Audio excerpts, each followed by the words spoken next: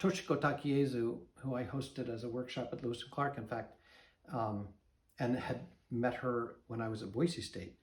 She said that clay, when it is alive, when it dries and is bisfired, it's dead. And then the glazing and the high temperature process brings it back to life, brings it back to that liquid quality. It is hard, but you'll see that quality that occurred when you were throwing it as this, plastic material.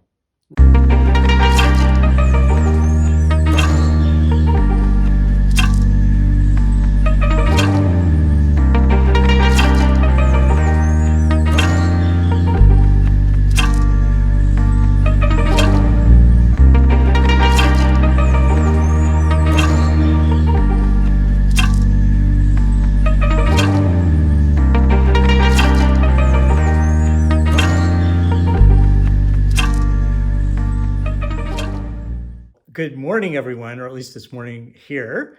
Welcome to my Osher class and to readers of the Munro Review. We are in beautiful Madera Ranchos at the home and home studio of Garrett Masterson, the ceramicist. So we're going to have a great time this morning taking a tour, and we'll let Garrett take it away. Welcome to my studio. It's really nice to have a studio next to the house, next to the home.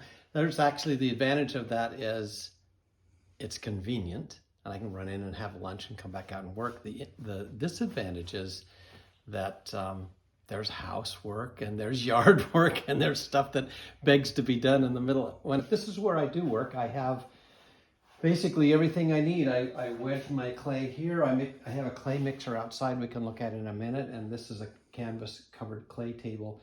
Right now I've got some pieces sitting around on it that we can talk about. So tell us about this piece. It's so beautiful.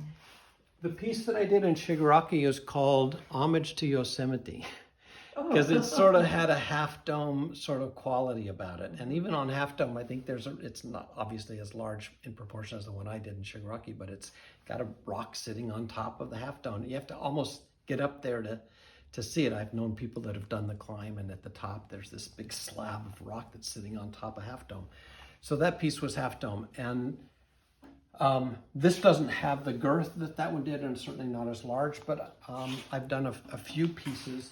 This sort of has the same idea in a smaller scale. So I think that work was when I did the primary departure from the figure to the head, shoulder kind of a thing, to just stripping down to just the primary thing that is the form that I'm after. And what do you call that body of work? This body of work? Yeah. That's a tough one, because in a sense it's figurative, but it is also sort of like monumental rock. One of the exhibits, I think the one I did in Davis, I just had a grant and did an exhibit in Davis, and I think I called them Marker Series. In Japan, actually, here's a great story about markers. Markers are these big stones of rock, and sometimes they'll have things carved in them, and sometimes it'll just be a rock. There was one up the hillside from Fukushima. Fukushima is where they had the tsunami, and it wiped out the town, and that's where they had the nuclear reactor, and there was some nuclear contamination, all this stuff. The marker up the hill has writing on it, carved into it, and it says, "Do not build lower than this point." It's like hundreds of years old that marker is there. And it's like, oh man, we don't listen, do we? You want to be down by the water, and then, they know from time to time something will happen and a tsunami will come through and wipe out the town. Must have, hundreds of years ago, and did again. What was that? 8 years ago, 7 or 8 years ago. So I would say marker, but I have a hard time identifying now because they're abstract. Most abstract artists in painting, for example, they just call it untitled because it's kind of hard to identify it either as, sort of a human form or as just a monumental rock form. And do you title these? I do, and probably there was a card that had a title on it, but I don't know. Yeah, I don't remember. And would you describe, is this one Yeah, figurative? yes, it is. Still, this one that is you would titled, this is called Dancer. Oh, okay. And if you think about it, this is hips and this is shoulder of a torso figure. So, you know, Very skinny legs. yeah. Actually, well, you've seen this in, you know, if you go to MoMA or any place that's got historical work, they'll have shards or they'll have broken pieces and they'll actually have to put them on steel things. So that's kind of the basis of that. And this work is kind of an offshoot of exploring this idea, but it's like, okay, what if I just take the clay out of the bin and I create a form or let it sort of. So this really is a marriage between the way the clay came out of my clay mixer and me paddling it and manipulating it to generate some sense of a figure. Beautiful. So it's much more abstract of an idea, but to me really gets to the core of the idea.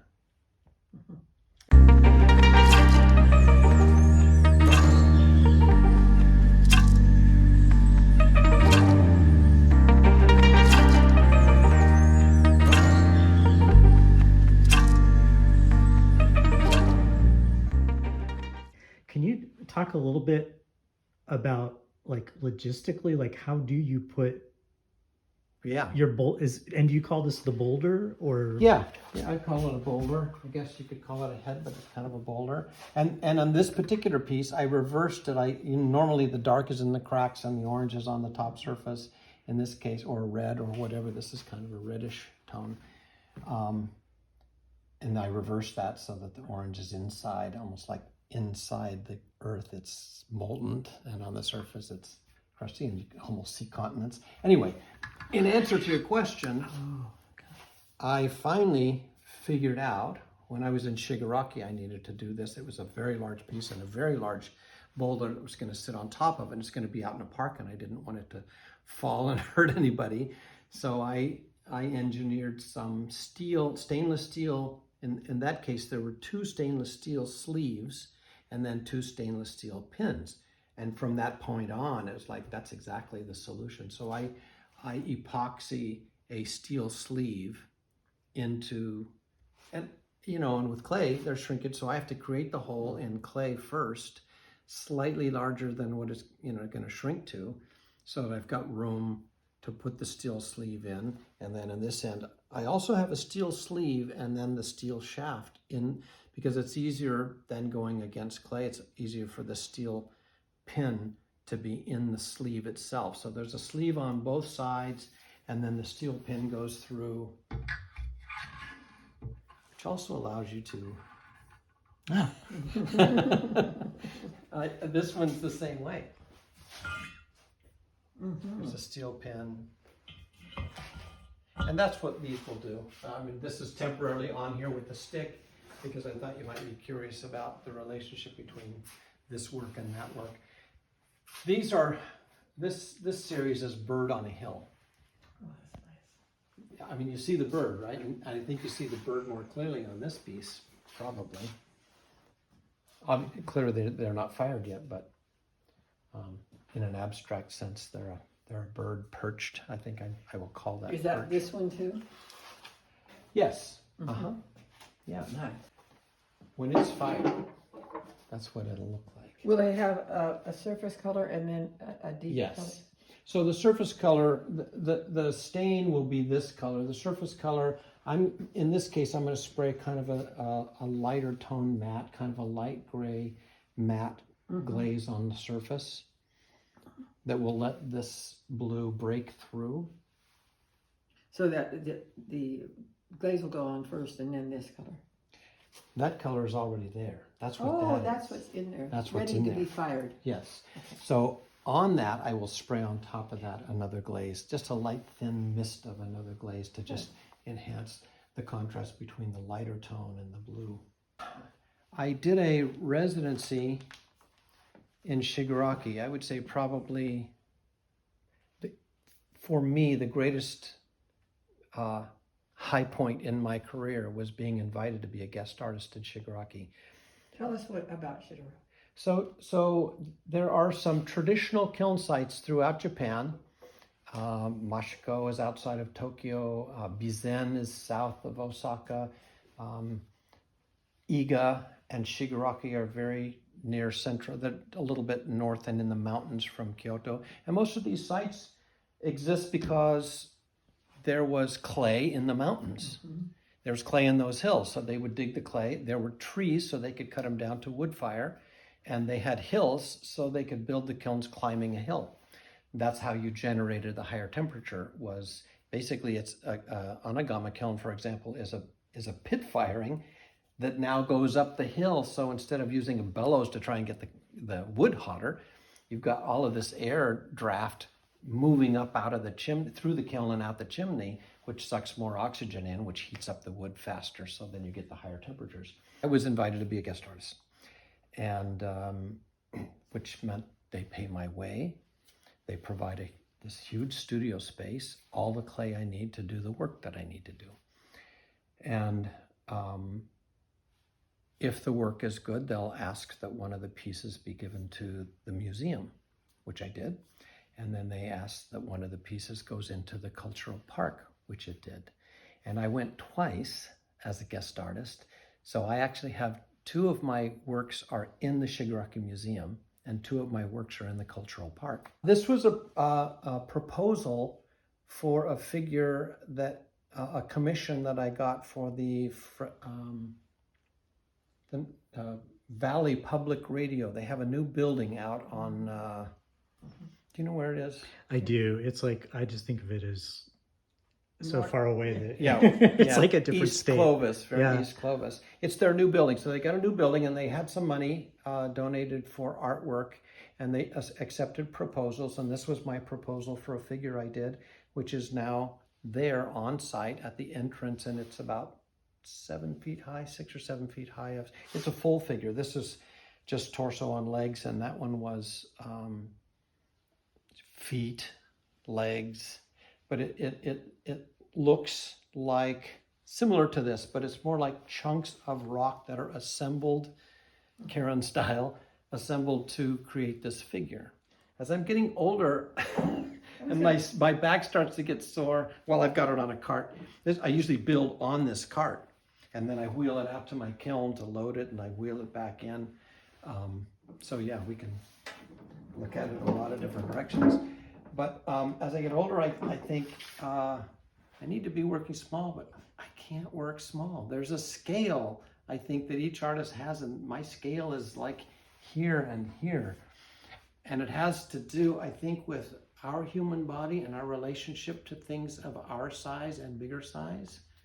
There's a different sort of relationship than you would have with a piece like this, you know, which again, that was like a little modeling session, and then thinking of a way to present it. But, you know, so it's really hard to make a piece, and I think that has a strong impact, even though it's small, but it's difficult because with smaller pieces, you tend to work with your fingers. And what I prefer, this is what I use, you know, to create the form. I learned years ago that when I begin to work with my fingers, I get fussy. And it kind of destroys the work for me. Fussiness, you know, is not a good thing, at least not for me and not for where I want the work to go. So I learned to back away from the work and do the work. So even a figure like this, even this is an all broken piece, but even something like this, that's all done with a paddle, with a stick, a rough stick, instead of sculpting in a traditional sense. And it has to do with it has to do with not getting fussy. Well, I don't think your work looks very fussy. I hope that's So, a compliment. Is It this is a a favorite stick, or Yeah, like actually, you've had it for I've a got long, a few. long Yeah, time? yeah, Okay. it is. Yeah, there's a few of them that I reach for. This particularly for larger pieces, and then something like that for smaller pieces. But you can see the same impact in this piece. This was done paddled with a stick. In this case, I just took a handful of clay to one of the modeling sessions. In fact, I think this was done when Fresno State was doing modeling sessions, and it might have been something like this. It wasn't this one exactly, but and I'm taking and I'm paddling the clay and creating the form.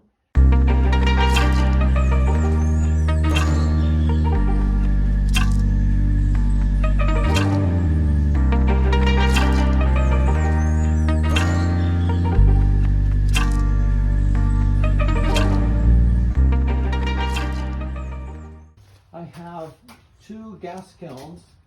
This is a small guile kiln that I mostly have been using for functional work. It's an all fiber kiln. Works very well. This is a downdraft, which means the flame comes in through these bottom ports. There's no upper port. So the flames come up, and in order for the heat to get out, it has to circulate back down and out. There's a port at the back. So it's a downdraft, and downdraft generates a more even temperature top to bottom, and it also gives you greater reduction. The reduction is the absence of oxygen they're firing, and it's where you get the richer colors coming out of the clay, or in this case, even in the bricks. It's reduction that pulls the iron out of the surface of the clay and causes it to flux on the surface. So even something like a brick is beautiful because of the reduction firing. So I'm always, interested in a reduction firing, and this is a nice little downdraft kiln for that. But obviously limited size, so it's mostly I use for functional work and small figures, smaller sculptures. This is the kiln I use for larger pieces.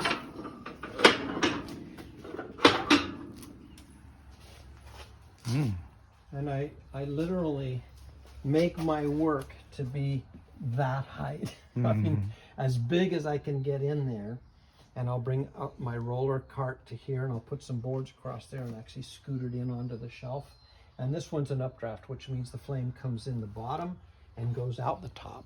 And by the way, that's the kiln god. So I look through here to see the melting point of the kiln, because it's not just the temperature. I have a pyrometer that'll tell me the temperature, but it's temperature and time that causes the clay to vitrify and causes the glaze to melt. So that's about 2100. This is about 2120. That's about 2180. This was the top and this was the bottom. Oh. So typically in a manual fired gas kiln, you need to. And I have a new endeavor. I've been building a wood-fired anagama kiln. How wonderful. Do you want to see it? Yeah. Yeah. So It's back here. I don't have a hilt, and air quality issues and fire issues. So I start to solve those one at a time. And this is like 2017. I came back, it's like I got to build a wood kiln. I finally figured out I could go down and build up. Oh. So this kiln starts. It's never been done. So I put it on a Facebook site, and everyone's like, "What? I don't get it. How are you supposed to do it? What are you gonna do about it?" I have raise all of these concerns. But it fires. So the lowest section is down there, and it steps up and steps up and steps up as it goes back. It's bricked up now because I needed to cut brick and figure out how the door is going to fit. And then I need to number the bricks so that as I take them down, I'll load them onto this cart from the top, each row down, so that I know exactly how to put it back when I need to put it back. It's like when they take a ship apart and Label all the it. parts, and then Yeah. so they know how to put it all back together. So yeah, Have you tried it? No, I haven't fired it yet. So I'm very close to firing it. I think you should have a big party. Yeah, it is fun. It's about I'm hoping to fire in 2 days. In Shigaraki, it was like 3.5 days. Mm-hmm. And it's not just to get the temperatures, to hold the temperature and to build up the development of ash on the surface of the clay. This will fire much hotter. This will fire almost cone 11, which is above 2,400 degrees. And So it would will- you fire porcelain in there? Yeah, Mm-hmm. yeah. I'm making a new clay body for this kiln. How That's a higher temperature. exciting. Yeah, it's very exciting. There'll be two, old meets new. There are two probes, because it's a very long chamber. So it starts low, steps up, and goes clear back to here. And so there will be a temperature differentiation between here and here that you can control by how much you stoke it, or how much air you let in, or you close off the air. All of those things. And then the height of the chimney, the taller the chimney is, the more it's going to draw air in past that wood, which gets it hot enough to raise the temperature of this kiln chamber. I'll probably stoke the whole mouth of that kiln, push that, fill the mouth of the kiln, push the wood in, close the door, every 6 to 10 minutes. Oh. So that's like, how many pieces, that'd be Yeah. like 4 or 5 of these guys every 10 minutes. And you're busy the entire time when the kiln is going. 48 hours of firing. Be nice to have a partner. In Shigaraki, I had to hire a crew. I say we because Ritsuko came and helped me with the firing, but we fired the day crew, because I was a guest artist. The day crew fired in the daytime. I was just there watching. And then I fired from when they got off at 5 until midnight, and then I had to hire a crew that came at midnight and worked until the morning crew came in. So, and that was 3.5 days. So when you do it for 2 days, are you just going to stay up the entire time, or how are you going to do that? Well, eventually it's nice to do a collaborative firing. So people like Suzanne French, she does a lot of wood firing. She'll probably join me. There'd be other people, maybe even some students that would want to do it and team up, and then we each take shifts. The deal would be bring pieces, bring wood, and plan on an 8-hour shift twice in it, for 2 different days. Is there a certain kind of wood you need? Pine. Oh, does that burn fast and hot? Yeah, so people say eucalyptus burns really hot because the oil's in it, but it doesn't develop that same kind of ash quality. It's dense, so it burns hot, but it's very heavy wood. And pine burns faster and is lighter, so you'll go through more wood, but it actually is better for wood firing.